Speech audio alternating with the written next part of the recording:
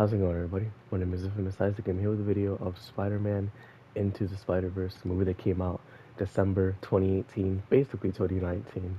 And this movie, if you don't remember, it made a huge splash when it came out because of the single Sunflower, because of the movie itself, because of the animation, the characters, the scenes, all of this. This movie was really popular when it came out, and it still is to this day when there's memes that use elements from this movie.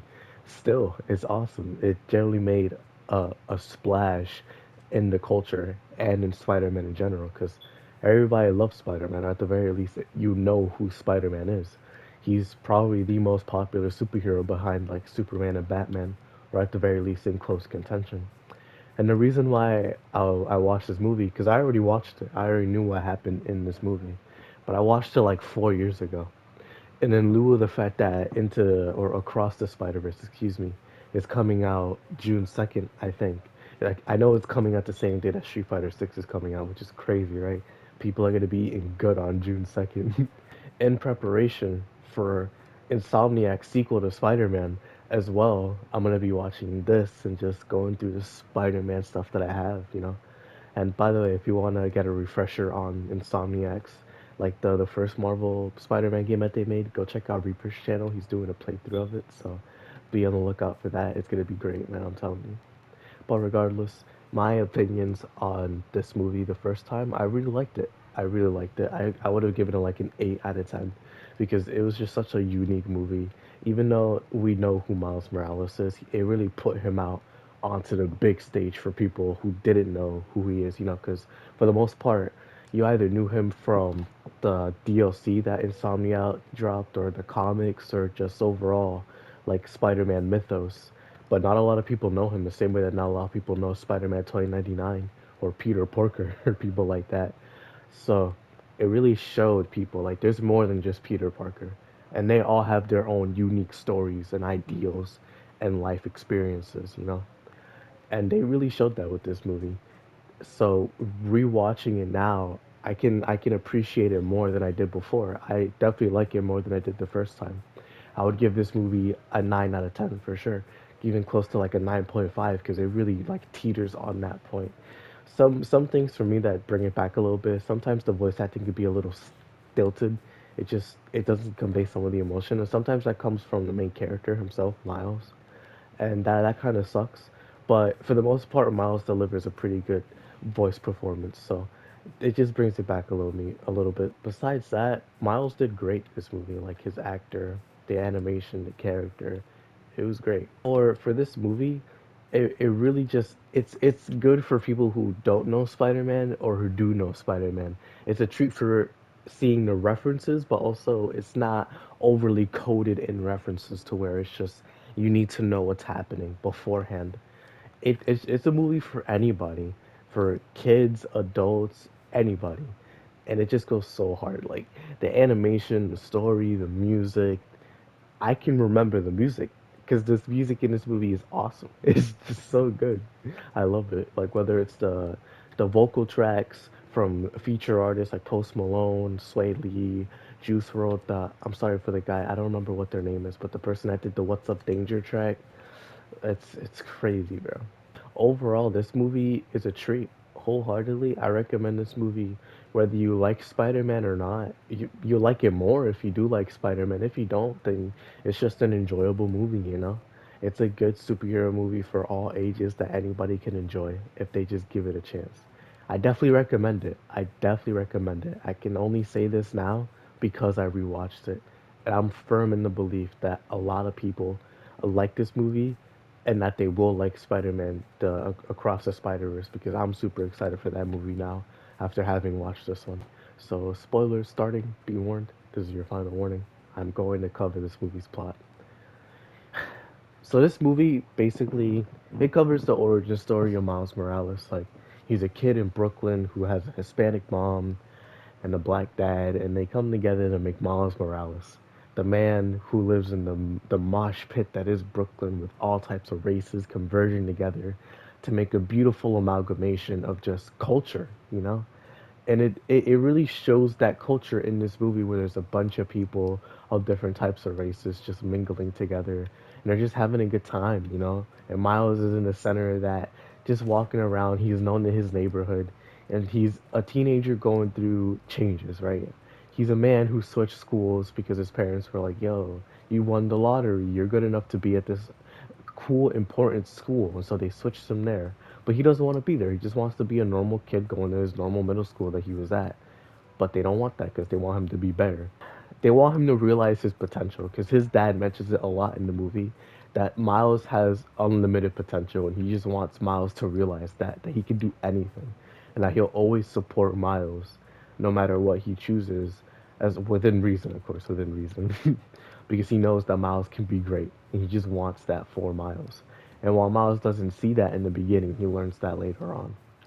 And so Miles is going to this high school, or excuse me, middle school now, and he meets Wanda. We know it's Gwen Stacy. We know it's her. And they have this interaction. We see more about Miles, how he's just hesitant and all that. And he goes out one time with his uncle Aaron because he's having just a lot of stress. He wants to fail out of the middle school, but he can't because teachers won't let him because they know that he's a good student. He's just not trying. And so he's talking to Uncle Aaron, and Aaron's just like, "Yo, let me take you somewhere." And so he takes him to an area underneath Brooklyn. It's where near the train station, and he has Miles spray paint because he knows that Miles is an artist. And so he's like, "Yo, just go at it, bro. Make what you want to make." And he does. And he makes a mural on expectations because Miles feels like he's being crushed by the expectations set by other people. And Uncle Aaron gives him some reassuring words like, "Yo, you'll be alright, man. Don't worry. I know that you can be great. You just gotta go for it." And so he goes back to school, and during that painting, he actually got bit by a radioactive spider, just like Peter. And so he goes back to school, and he's feeling all types of weird. He got taller, he can stick to walls. It's super weird. He rips off Gwen Stacy's hair by accident because he tried to pull the smooth hair tap on the shoulder like Aaron did. It did not work. And so now he's running away from school because he's embarrassed, all this. And somehow, some way, he manages to find himself in a battle between Spider-Man and the Green Goblin, Norman Osborn. And they're fighting at a super collider, which is basically meant to bridge dimensions to each other, bring other people from other dimensions. And Peter notices that Miles is here. He's just like, "Yo, you're you have spider powers. You're just like me." And then Peter's just like, "All right, dog. I can help you out. I can teach you. You can work it out, and you can be my buddy. We can help each other." And then Miles is just like, "Yeah, yeah, we can." And so Peter's just like, "All right, stay here first, though. You don't have a grip on your powers yet. You're gonna get yourself killed if you help me. So stay here." And so he goes to fight the Green Goblin and all this. But then we find out that like more villains are here, a lot more villains, like the Prowler, like Scorpion, like Tombstone, and Wilson Fisk, aka Kingpin. And Kingpin, he finds Spider-Man after he blows up the entire collider, or at least like some of it, and like he's injured. Peter Parker is injured. This is Peter Parker, by the way, and he's super injured. He tells Miles like, "Yo, you gotta get out of here. Take this flash drive and come back and destroy this collider. You're the only one that can do it, Miles. Please, you have to promise me." And Miles, under extreme duress, is just like, "I will, Mr. Parker." And he leaves. But then Kingpin comes around and he kills Peter Parker, ending the legacy of the original Spider-Man. Everybody's mourning the loss of Peter Parker. Everybody knows who he is now. It's a loss for the New York community, just overall for the world, because Spider-Man was more than just a superhero. He was a symbol, and he represented that anybody could be Spider-Man, and that anybody could take charge, make change. But now that he's dead, somebody's gonna have to step up because the world is just gonna end if nobody's here to stop all the villains that run around in New York. So in light of all this, Miles is just like, "Yo, I'm gonna step up instead." And he fails miserably. He's trying to learn his powers. He just can't. He needs guidance. He needs help because it's hard learning by yourself. Peter did it. That doesn't mean that Miles can. You know, everybody's different. Everybody has their own paths of learning and growing. You know, and so he finds another Peter that got transported here because of the super collider that killed Peter, And this one is Peter B. Parker, the guy that you've seen everywhere in the memes that he's eating a burger. This is Peter B. Parker, and he's from a universe where he's 40 years old. MJ and him are divorced. Aunt May passed away. He's having it rough right now. He's having it rough. And so he Miles guilt trips him into helping him learn and teaching him how to become Spider-Man. And so he's just like, all right, but and so they go to the lab that's helping fund the super collider, and they try to get information from the computers. They meet Doctor Octavius here. She's a female in this universe, which honestly I kind of like. I kind of like that idea for like reversing that because I always seen just Otto Octavius as a man, like in his 60s or whatever. So seeing her here like in her 40s, it's a nice change of pace. So she starts chasing all of them, and they manage to get away. But then they also find out that Gwen Stacy's working there, and she helps them out at the end of it. And now it's him, or excuse me, Miles, Peter B. Parker, and Gwen Stacy. She's also from a different timeline, and she lost Peter Parker in her timeline, so she's gone through her own grief. And then they go to Aunt May's house. Peter B. Parker, he lost his May, so it's hard for him. But they go through, and she takes them to a shed that has all this technology. And in that shed, they find Peter Parker, they find Spider-Man Noir, and they find Penny Parker. All all five of the time dimensional Spider-Man that got transported. And so they basically come up with a plan like, all right, somebody has to stay here so that all of us can get to our dimensions because all of them are dying. If they don't go back to their dimensions, they're going to die because the atoms are just not adjusting to them being in a different timeline, a different universe, a different dimension. And so the obvious choice would be Miles to do it, but Miles isn't ready. They all agree that Miles just can't do it. And so they leave him behind because it's like, yo, you need to learn, you need to train. And so the person that's gonna do it is Peter B. Parker. And Miles, he leaves because he's frustrated. It's like, yo, I want to do something, I want to help. And he goes back to Aaron's apartment because Aaron's been gone for a long time. Like he said that he was gonna go on a trip, but he hasn't been back. We come to find out because Miles is just waiting in his apartment that Aaron is the Prowler, and the Prowler was the one that chased Miles out after he witnessed Peter dying, and the Prowler's just been a huge menace ever since, and we find that out. And so Miles is just running, he's leaving, he's just trying to find somewhere to be safe. And he goes back to Aunt May's house. And then everybody's just like, all right, Miles, you right? You right? What happened? And he's just like, my uncle, and Uncle Aaron is the Prowler. And he's just like, calm down, all right? Were you followed? And then he's like, no. And then everybody shows up at his house. He was followed. And so it's just beef at this in this house. It was a cool fight, like a really cool fight, where Aaron and Miles are going at it, and Aaron has him on the ropes, ready to kill him. And then Miles takes off his mask, and then it shows the vulnerability in Aaron's eyes, because the man loves his nephew. Why wouldn't he? We've been shown that Aaron and Miles have a tight relationship. You would think that Aaron is his dad, but he isn't. And you have Aaron's brother Jeff, who is Miles' dad, and I mentioned it before how he's tough on him, but it's because he loves him. It's because he loves Miles, and there's just no way around that, right? But Miles just always gravitated toward his uncle because he's loose, he isn't as strict, and he doesn't have his life together as much as Jeff does, but he's trying. And so when he sees Miles, he's just like, "Dang, man, come on, man!" And he chooses to protect Miles instead of killing him. But that leads to Wilson Fisk killing him, shooting him in the back.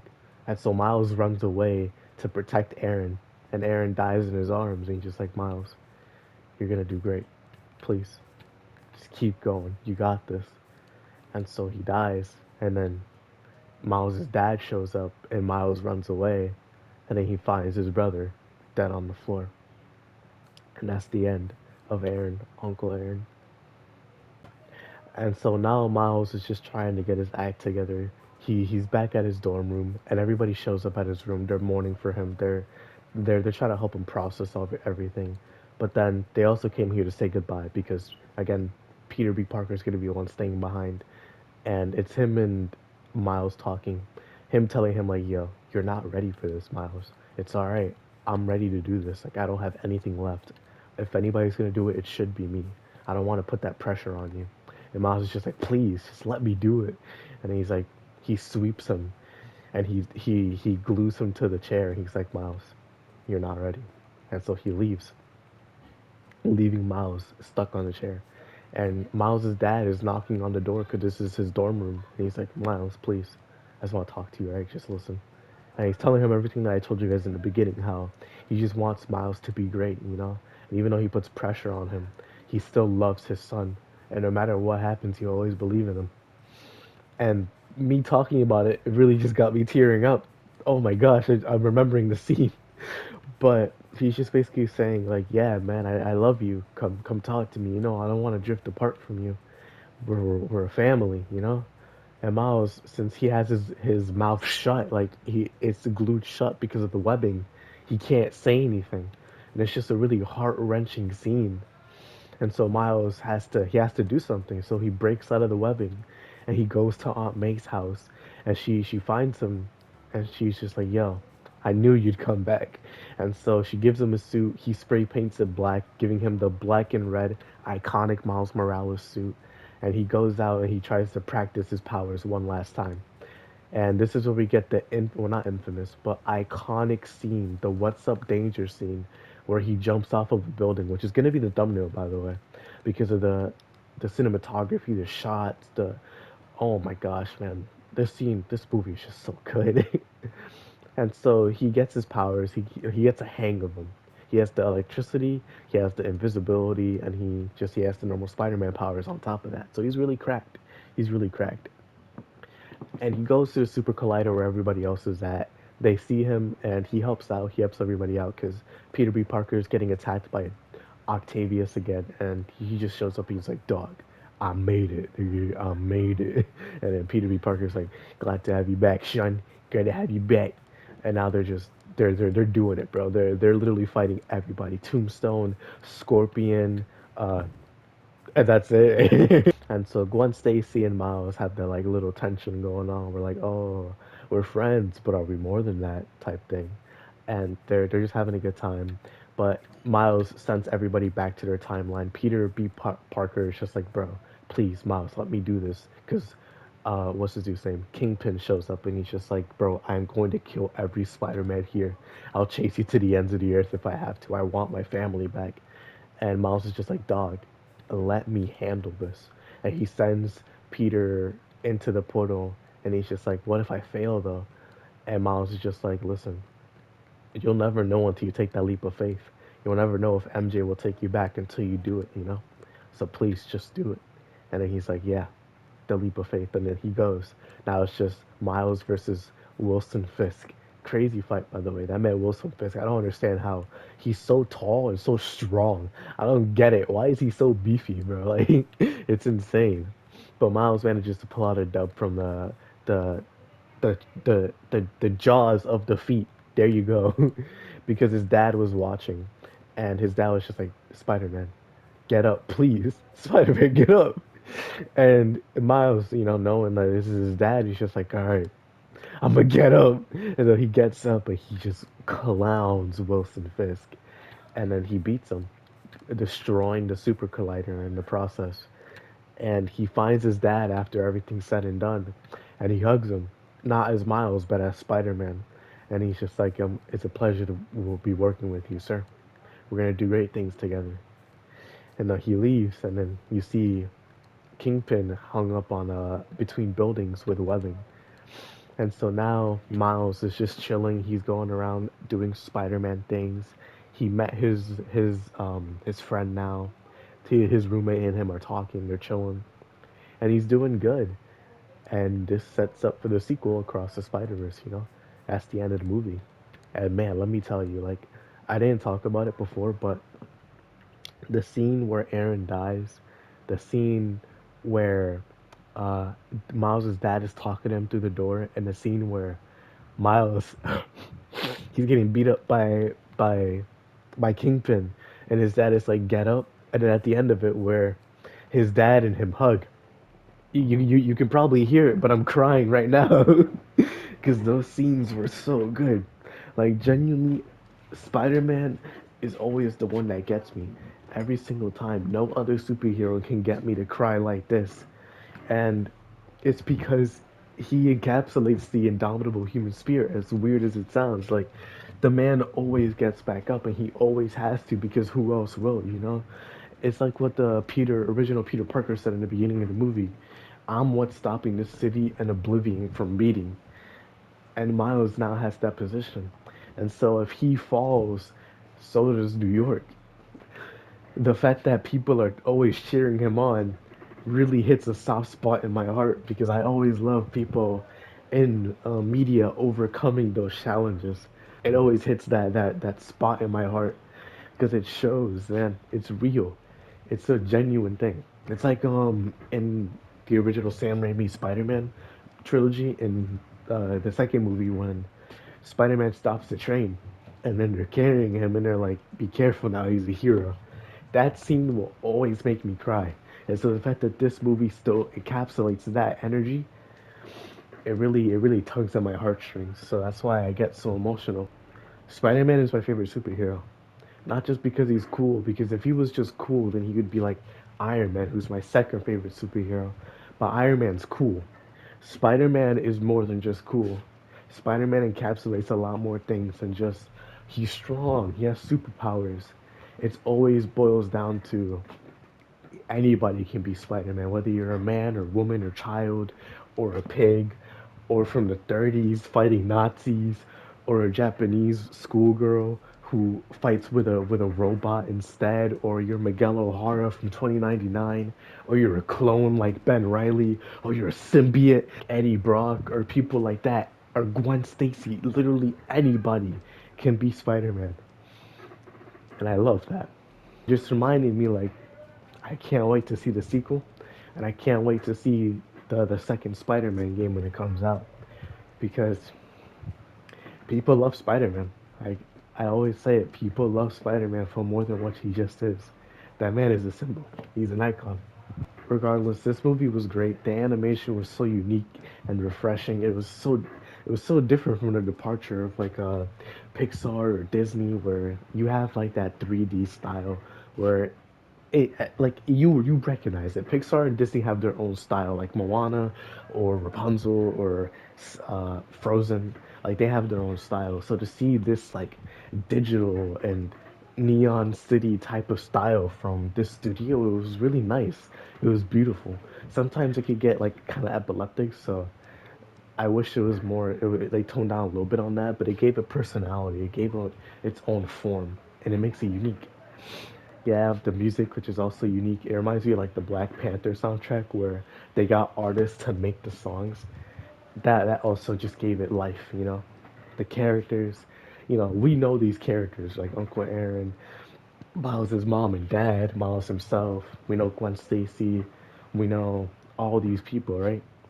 But it's just that this movie takes them and then makes them their own with their style and their stories, and their voice actors and their mannerisms, everything, right? And how they're all so similar yet different. You have the story, which is just a nice coming of age story. Like, every Spider-Man has that story. Once you get away from that story, you have to find ways to keep those morals intact and just playing with that, character development. But that first movie where you have them growing into Spider-Man, it always feels good, It always feels good. And overall, Into the Spider-Verse is one of the best superhero movies I've ever seen. Not because like, oh, this is so mind-bending, this is crazy, but because of the message behind it. Yeah, that's it for me for now. Thank you all for watching. Hope you all enjoy, and I'll see you all in the next video. Peace.